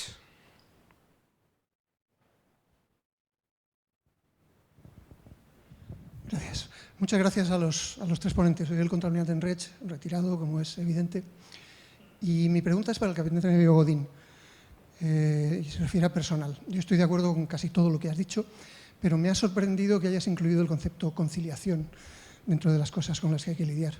La conciliación, tal y como la tenemos planteada en estos momentos, yo creo que es uno de los graves problemas que tenemos en la Armada. Tiene implicaciones operativas, tiene implicaciones de moral. Desde mi punto de vista, es uno de los cuellos de botella a los que se ha referido el almirante García Sánchez. Tal y como está planteada en estos momentos, yo creo que es muy incompatible y, desde luego, con las unidades operativas. La guerra ha cambiado muchísimo, como hemos visto, pero la naturaleza de la guerra no ha cambiado tanto, como también estamos viendo. Y yo, la verdad es que me resulta muy difícil concebir una situación de guerra o de combate en la que nuestro personal está conciliando y está llevando a los niños al colegio entre ataque y ataque. Yo creo que este es un problema que hay que solucionar antes y como paso previo a todo lo demás. O sea, mi pregunta es esa: ¿de verdad sería compatible una política de conciliación mínimamente parecida a lo que tenemos ahora, además de una situación de personal escaso y muy cualificado, hacer compatible ese tipo de normativa con una situación de tensión o de crisis por muchas unidades no tripuladas que tengamos, que a fin de cuentas al final van a tener que tener personas trabajando? Si esas personas están conciliando, yo no acabo de ver que eso sea una manera de poner toda la carne en el asador, que es una de las raíces básicas si queremos participar en una guerra y no perderla, naturalmente. Muchas gracias. Sí. No. Bueno, muchas gracias por la pregunta, almirante. Evidentemente, parece poco compatible una situación de conciliación y estar inmerso en una situación de combate.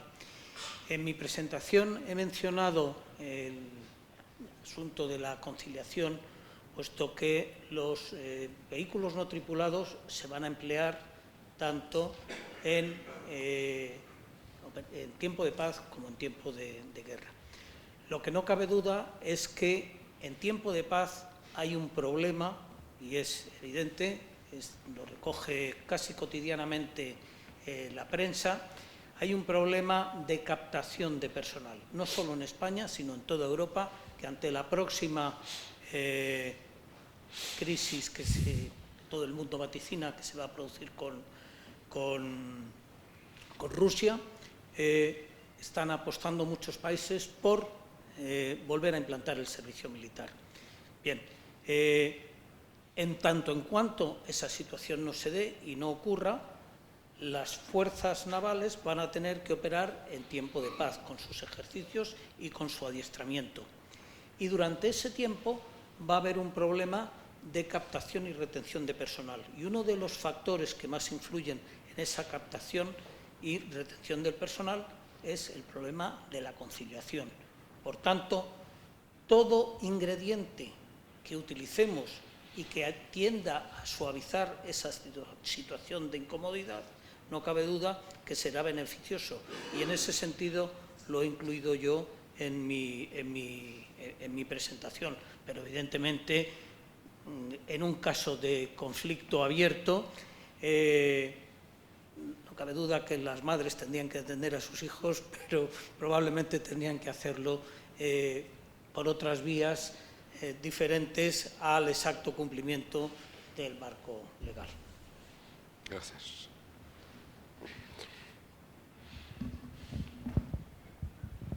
Muchas gracias. Bueno, soy Diego Fernández, presidente de Arquimia. ¿Se dice Arquimia en España? Arquimia, gracias. Muchas gracias. Bueno, lo primero, felicitarles por el foro, me parece espectacular. Les invito a que copien lo mismo en tierra y en el aire, porque me parece que estos foros son espectaculares, hablar de estos temas. Yo quiero hacer un comentario y luego una pregunta al almirante García Sánchez. El comentario primero es, se ha hablado aquí de comprar o desarrollar drones, ¿vale? Nosotros hemos suministrado miles de drones a Ucrania durante la guerra, desde el principio. Hemos aprendido del uso de los drones en combate. Y para mí la lección más importante es que un país, si quiere tener soberanía, tiene que dominar la tecnología. Cada 3 meses más o menos teníamos que cambiar la tecnología que suministrábamos, porque durante el campo de batalla todo cambiaba.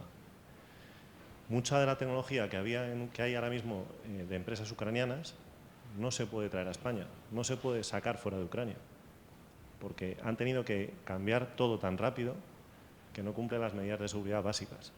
O sea, no hay espoletas, no hay seguridad, o sea, eso no es aplicable, ¿vale? Lo digo porque la gente piensa que lo que pasa en Ucrania no lo podemos traer aquí mañana y es que eso no es posible. Hay que adaptar la tecnología. Entonces, sobre este asunto, yo le quiero hacer una pregunta a nivel de estrategia económica en el país. Ahora mismo los programas especiales de armamento, de modernización de armamento, son los grandes programas de inversión. Y yo le hago la siguiente pregunta. A nivel estratégico, ¿qué es mejor? ¿Lanzar un PEM solo de este tipo de cosas, de drones marítimos, aéreos, de lo que sea? ¿O aprovechar los PEM de construcción de fragatas, de submarinos, para incluir en esos PEM un apartado de drones que se asocie a ese barco? ¿Qué cree usted que es mejor para que ocurra? Porque lo difícil es que ocurra. Gracias. Sí. Bueno, muchas gracias por la pregunta. Yo creo que es una opinión particular. Lo mejor sería un PEN específico para vehículos no tripulados. Pero independientemente de eso, habría que retomar todos los PENs que están en marcha para introducir esta capacidad de nodriza y de control y de utilización de vehículos no tripulados en todo el planeamiento de fuerza que se esté haciendo actualmente. O sea, que sería una combinación de dos. Quería un poco meter algo que es muy importante. La pequeña y mediana empresa, como lo ha dicho en su presentación Sergio, es fundamental aquí, porque el I+D+I es pequeña y mediana empresa, básicamente.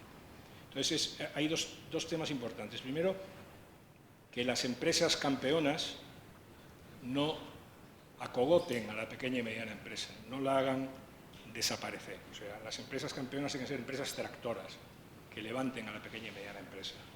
Y tanto las empresas campeonas como la pequeña y mediana empresa tienen que estar integradas en la generación de doctrina de las Fuerzas Armadas, lo que tú has comentado antes. Si has estado en Ucrania, el general Valerio me lo comentaba un poco, los rusos es una de las cosas que han hecho bien, es como en el caso de guerra han integrado completamente a su industria, pequeña, mediana empresa, I+D, universidad, en la generación de doctrina, de forma que los problemas que se tienen en el frente, esos serían los problemas que aparecen en los ejercicios, que provocan un extac, un procedimiento de experiencia táctica, y no sé, bueno, estar perfectamente organizado, pero ahí meter a las empresas, porque las empresas enfocan todos estos cambios que comentabas, todos estos nuevos diseños, a las necesidades y a la eficacia para el combate. Eso fue una frase que dijo también el secretario de la Navy hace poco, que dijo, todo el dinero que me voy a gastar aquí va a ser para mejorar la eficacia del combate. Es una verdad, eso, ¿cómo no, no? Pues parece ser que a veces no. Entonces, quiero decir que una de las formas de que todo vaya a mejorar la eficacia del combate es a integrar, y esa es una de las lecciones que tenemos pendiente, integrar a la industria, a las grandes empresas, pero también a la pequeña y mediana empresa en ese proceso de generación de doctrina. Gracias. Coronel López. Aquí.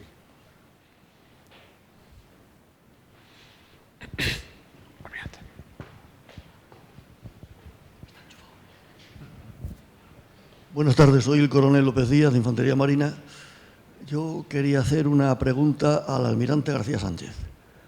Almirante, se ha puesto de pasada por ahí la importancia, como siempre, claro, de las bases navales. En ese magnífico cuaderno 40 había un capítulo dedicado a la defensa de las bases navales, como bien sabes, y de los fondos submarinos. Que había una frase que era que los datos no están en la nube, están en el fondo del mar. Hay que comprar un barco para proteger las infraestructuras submarinas. Bueno, no hay semana que los ucranianos no se carguen algún barco ruso de las bases de Novorossiysk y de Sebastopol, que creo que están como a 600 kilómetros. Nosotros estamos a 20 de las costas de la amenaza no compartida. Y yo me obsesiona la seguridad de la base naval de Rota. Te lo digo como lo siento. No ahora, sino en nuestro curso de guerra ya me preocupaba eso.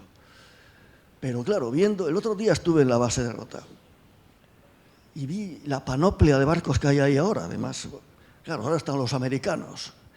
Pero ahora dice Trump que se va, el presidente Trump, que es muy voluble. Y también he leído que los americanos iban a hacer una bubble, una burbuja para Rota, etcétera. Pero si se van los americanos, la pregunta es, ¿vamos a poder defender la base de Rota contra todos los tipos de UUV, USV, drones y misiles y etcétera, etcétera? Porque yo no estoy seguro que tengamos nada respecto a la seguridad. Antes había regimientos de artillería en las bases navales que las hemos dejado también. En fin, la pregunta es si vamos a proteger o si está segura la base de Rota, o si no sería conveniente llevarse la mitad de la flota a Canarias, haciendo una base aeronaval en Gando y distribuir la fuerza que tenemos. Gracias. Bueno, yo yendo a los UMS, quiero decir que todo es el tema de la guerra submarina. En la guerra submarina hoy en día se incluye precisamente la posibilidad de que el submarino lance drones para reconocimiento y vigilancia y defensa de las estructuras submarinas, que efectivamente los datos, muchos datos, creo que el 80 o el 90% de los datos van por cable submarino. Eso, por supuesto, que está dentro de las capacidades y de la necesidad de entrar en el mundo del UMS, y la guerra submarina, uno de los cambios importantes que tiene es la participación en la seguridad de las infraestructuras submarinas, actuando el submarino como buque nodriza en muchas ocasiones o con vehículos remotos que vayan de por aire. Sobre el tema de la seguridad de las bases es fundamental, pero siempre en el tema de seguridad hay que hacer la valoración de la amenaza y la seguridad. O sea, los indicadores de alerta dependen de la amenaza. O sea, quiero decir que la inteligencia es un elemento fundamental. O sea, no hay que defender todo contra todo, sino hay que defender lo que haya que defender contra lo que haya que defenderlo. Y entonces, no cabe duda que los UMS, y ahora me salgo del tema, pero un poco ya es un punto de vista, los UMS han democratizado la amenaza. O sea, hoy en día cualquiera, organización gubernamental o no gubernamental, puede utilizar vehículos no tripulados para amenazar. Aquí estamos en la inteligencia. Los que hemos vivido en el mundo de los desactivadores, cuando el terrorista llega al aeropuerto con una maleta, con una bomba, se ha perdido la guerra. Lo que hace es que hay que impedir que se haga la bomba y que se transporte. No, pues ese es el tema. Pero lo que no cabe duda también es que la defensa contra UMS, en muchos casos, la van a hacer UMS. O sea que UMS desplegados en zonas, en instalaciones críticas, son los que posiblemente puedan mantener permanentemente una mejor vigilancia y con una mayor eficiencia para hacerlo. Yo voy a lanzar una idea que no tiene nada que ver con la guerra. Muchas gracias. Almirante, por favor.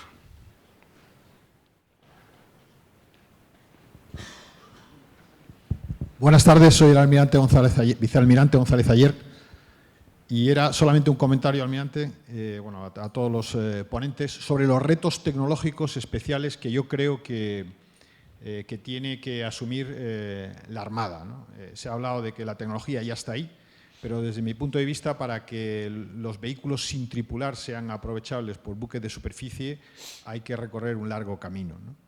Y debido a las particularidades de un buque de guerra, desde el cual todos los vehículos que operan son de pequeño tamaño y son con cargas de pago pequeñas y con poca posibilidad de suministro de energía, el gran reto es poder desplegar los sensores y armas de un buque en vehículos sin tripular. Y para que eso suceda, queda un largo camino, ¿no? Lo ideal sería, por ejemplo, tener una Aegis desplegado en un UAV. y eso hoy en día no es posible. Digo, una Aegis, un mini Aegis, ¿no?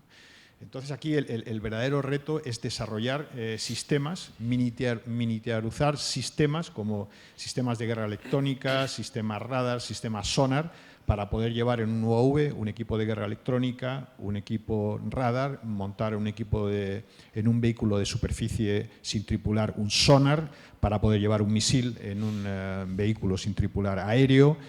Y, es decir, es un largo camino donde ahí hay líneas tecnológicas por desarrollar que creo que ahora mismo están todavía en un estado de madurez bastante bajo, ¿no? Uno de los campos en los que se podía trabajar para aprovechar el potencial de los vehículos sin tripular es en la tecnología fotónica, que hace que todos los equipos sean más pequeños y con un menor consumo de energía, ¿no? O sea que para la industria ahí hay mucho camino por recorrer, ¿no?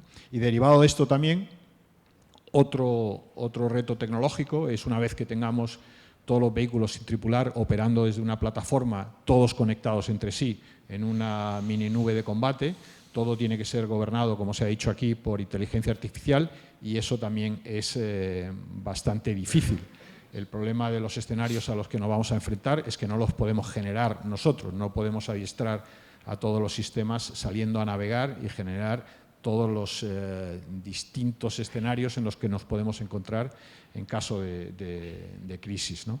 Entonces ahí entra, y ahí está el almirante Martínez Ruiz, la necesidad de recurrir a supercomputadores, a máquinas de aprendizaje de inteligencia artificial utilizando tecnología cuántica, lo que hemos comentado, los supercomputadores. Es decir, que hay un mundo por delante en el que avanzar, que lo veo todavía muy lejos de poder ser utilizado y donde habría que invertir grandes recursos, tanto defensa como la industria.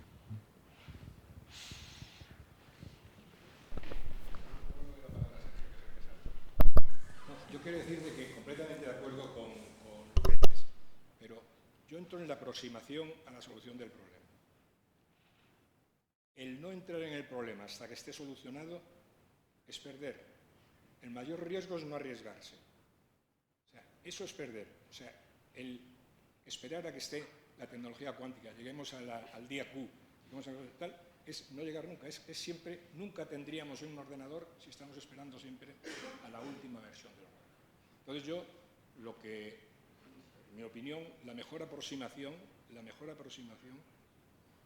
es lo que ya exista, con toda la falta de robustez, con todos los problemas que tenga, o sea, el SEAD 23, el otro, no sé cuánto tal, tenerlos ya integrados en la fuerza y estar trabajando con ellos ya. Y los barcos del futuro y los submarinos del futuro ser capaces de ser nodrizas de esos buques y empezar a ver todos los problemas de conectividad, de necesidad eléctrica y tal, y ya le paso la palabra a Sergio para que remate un poco más las cuestiones técnicas. ¿Qué tal, almirante? Muchas gracias. En relación a eso, sin forzar la solución, yo pensaría en el problema que queremos resolver, que efectivamente estoy de acuerdo que, digamos, tener una capacidad de un porte adecuado para transportar los sistemas parece un poco, digamos, en conflicto con el tamaño de los USVs que se están adaptando en España.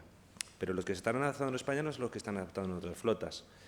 Además, una de las cosas que se están haciendo, por ejemplo, en Estados Unidos, que está haciendo muchas cosas mal, pero hay algunas cosas que sí que está haciendo bien, es ellos han hecho una reflexión y han dicho, nosotros ya no sabemos producir barcos en masa.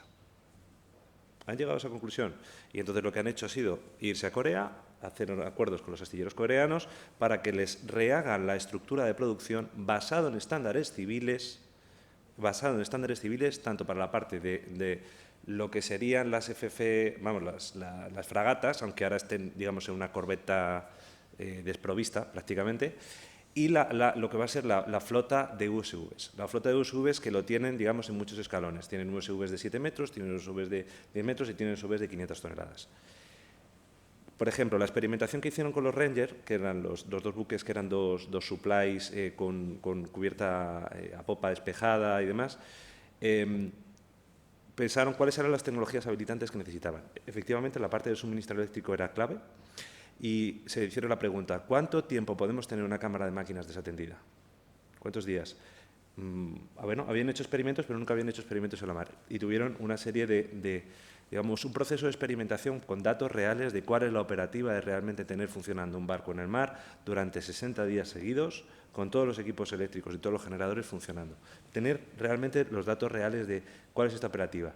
De hecho, al principio los que tenían los Hunter, que tenían como más apuestas en ellos, los que vieron es que ese tipo de casco, el famoso trimarán con un casco estrecho y demás, la operatividad no era muy buena. Y los hitos de mantenimiento y de reparación pues eran más frecuentes de los que esperaban. Y sin embargo, lo que tenían derivado de la parte de buque civil, que eran de los Ranger, pues han sido bastante buenos. Y han hecho casi toda la parte de experimentación, en la parte de módulos, por ejemplo, VLS o módulos derivados para tema de zona remolcada y demás, los han hecho sobre estos, que era un buque civil.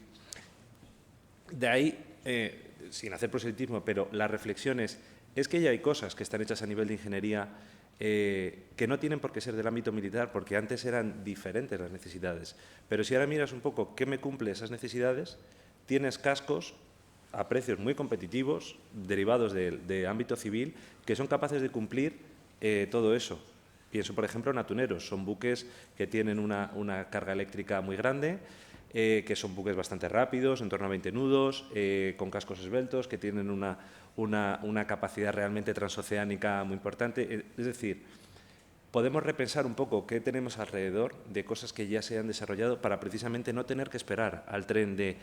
Si ahora nos quedamos con que queremos meter todos los sistemas en un casco de 15 metros, claro, vamos a tener que rehacer un montón de diseños. Y todas esas horas de ingeniería, ¿en qué las dedicamos? La idea es que las horas de ingeniería que ya se han invertido en tener plataformas que funcionan a nivel de plataforma, no tengamos que rehacerlas y podamos aprovecharlo. Y, aun yo siendo ingeniero naval, que la parte de ingeniería naval que ya está resuelta, porque está resuelta, poder aprovecharla. Y podamos ver incluso el barco como una mula de carga. Yo pienso que esa es la visión que se puede tener en el mercado, que se está haciendo en diferentes países, una visión de este tipo, que son adaptaciones, COTS de equipos civiles para que tengan un impacto rápido, porque luego además, ¿cuál es el tamaño de la industria militar? Pues a lo mejor en los años 80 era muy grande, o ahora se pide a la parte del mercado de municiones que haga muchas cosas, pero para un motorista, ¿cuál es el tamaño de la industria militar? Y si va a hacer grupos generadores, ¿cuál es el tamaño de la industria militar? Es pequeña. Entonces, al final no van a hacer desarrollos para ti. Hay que pensar que somos capaces de utilizar de lo que ya hay, del mercado, de un tamaño de mercado. Por ejemplo, es como si quisiéramos desarrollar procesadores también solamente para industria militar. El día de mañana queremos convertir los barcos en centros de datos. ¿Haríamos unos centros dedicados? No, seguramente iríamos a los expertos civiles que ya tienen centros de datos y los adaptaríamos. ¿No? Sería lo más sensato, no partir un poco de cero en ese sentido y ver cómo podemos pensar de manera inteligente para, con desarrollos que ya hay en la industria, conseguir capacidades en un plazo corto para tener experiencia real realmente con todo esto. Y luego ser capaces de cambiar de rumbo en el caso de que sea necesario. Empezamos un programa con 20 años, que tenemos casos sangrantes, ¿verdad?, en España. Han cambiado mucho las cosas y entonces llegas tan tarde como, por ejemplo, acorazados ingleses, ¿no? Termina la Segunda Guerra Mundial y tienes el barco mejor diseñado para un combate artillero en el año 46. ¿Ya de qué te sirve ese barco? Y luego, sin embargo, las cosas que daban más capacidades a ese barco, que era la parte de artillería, porque ya no tenías que regirte por el Tratado de Washington, no habías hecho piezas de artillería y tenías que meter las piezas de artillería de un barco de la Primera Guerra Mundial, ¿no?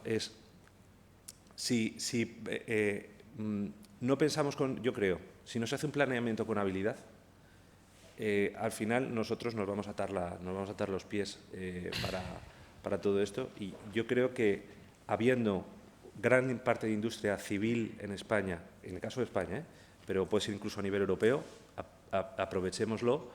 Y luego las sinergias también de perspectivas diferentes a la hora de abordar la ingeniería, ¿no?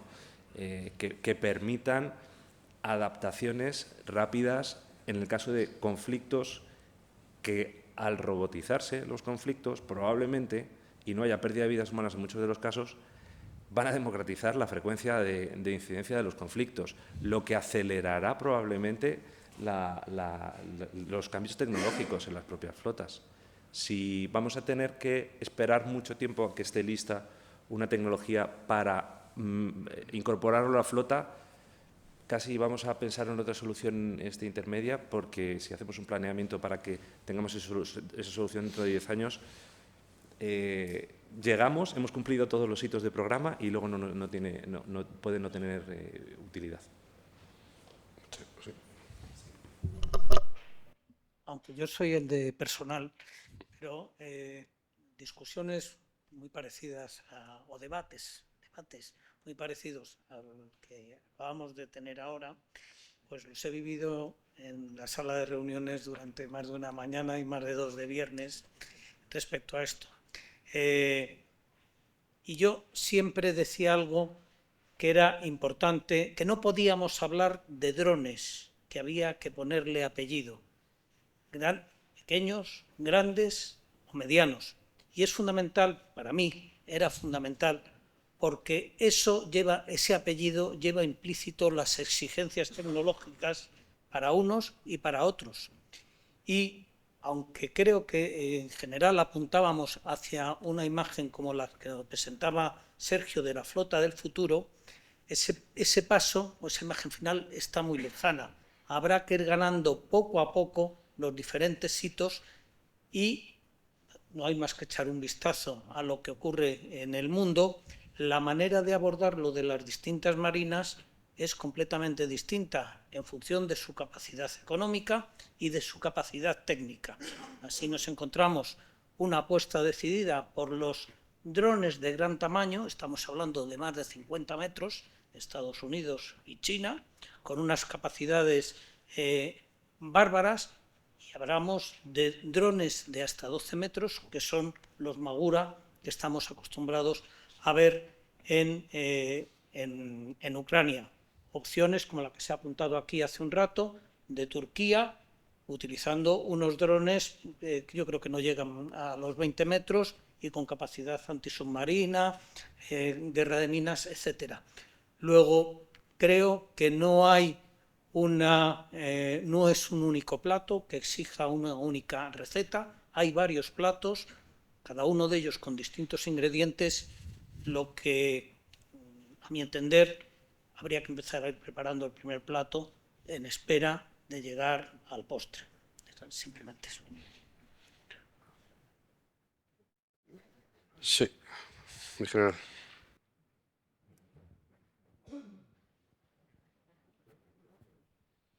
Buenas tardes, gracias a todos. Bueno, soy el general Chicharro, de Infantería Marina, para el que no me conozca. La flota no tripulada del futuro. Mi pregunta va, quizás para ti, almirante, dirigida. ¿Cómo ves, cómo puede afectar realmente esto, realmente a la flota de superficie? A ver, me explicaré, a ver si me explico. Has hablado antes de la clásica eje estratégico, Baleares, Canarias, Estrecho. Las distancias son las que son. La vigilancia de eso, UAVs, drones, y la reacción, misiles, drones. Acabo de leer esta mañana que Francia ha aumentado su presupuesto en 30.000 millones de dólares de aquí al año 30. El 90% va a ser para adquisición de misiles y drones. Entonces, si yo para vigilar esta zona, que es pequeña, bueno, esta pregunta mía no vale si nos vamos a Mozambique, pero no creo que vayamos a Mozambique. Y la reacción viene a base de misiles que puedo tener en Zamora o drones que puedo tener en Asturias. Esa es mi pregunta. Estoy quizás ligando con lo que ha dicho antes el almirante Treviño. ¿Qué pasa con la flota de superficie?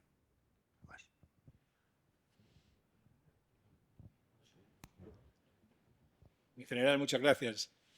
Yo creo que estamos en un momento de evolución dramático, donde está cambiando muchísimas cosas, pero la fuerza de superficie está cambiando. Y la flota, vamos a una flota híbrida, donde va a haber unidades de superficie, menos posiblemente, y con más capacidades de entrar en las operaciones multidominio, como hablábamos antes, pero muchísimos más drones o UMS de los que tenemos ahora. Entonces, nuestro eje, que es pequeñito y tal, en los cometidos de las funciones esenciales navales, hay una que es la del control del mar. El control del mar hay que estar allí permanentemente. Y para estar permanentemente, los UMS ayudan mucho, pero tiene que haber también buques nodrizas que sean nudos de comunicaciones, que enlacen, que lo recogen, y todo ese entramado es una red donde el buque de superficie va a tener su papel. Estamos hablando de operaciones de seguridad marítima, que es contra el crimen organizado, contra los delitos